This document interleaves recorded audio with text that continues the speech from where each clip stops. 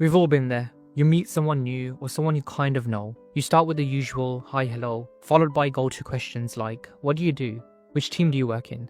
And after a bit of back and forth, awkward silence. I've been here many times, not just at work, but at a variety of different social settings, like meeting a far cousin at a wedding who I haven't seen in years, or speaking to a random stranger at a bar. But what if you could speak to anyone and never run out of things to say? The problem is we all have some level of social anxiety which plays a role in our awkwardness, but we're all at different levels. And I personally graduated to the more advanced levels without any cheat codes. So over time I developed my own 3 methods to speak to anyone and never be awkward again.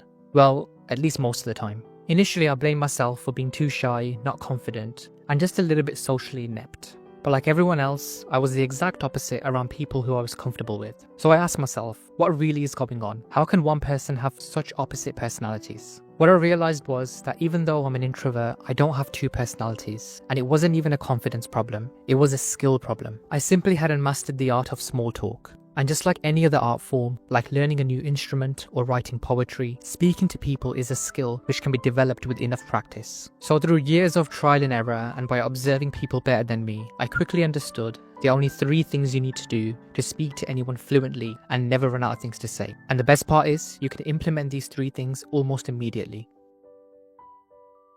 What would you do if someone said the following? I went to play golf over the weekend. You can either say, oh, that's interesting, and then stare into space whilst listening to the sound of silence. Or you can ask intentional follow-up questions. For example, where do you usually play? How long have you been playing golf for? This will then naturally lead to further follow-up questions like, do you play competitively? Are you part of a club? Now, you probably couldn't care less about golf, but firstly, this shows that you're genuinely interested in what the other person has to say, or at least that's the perception you're creating.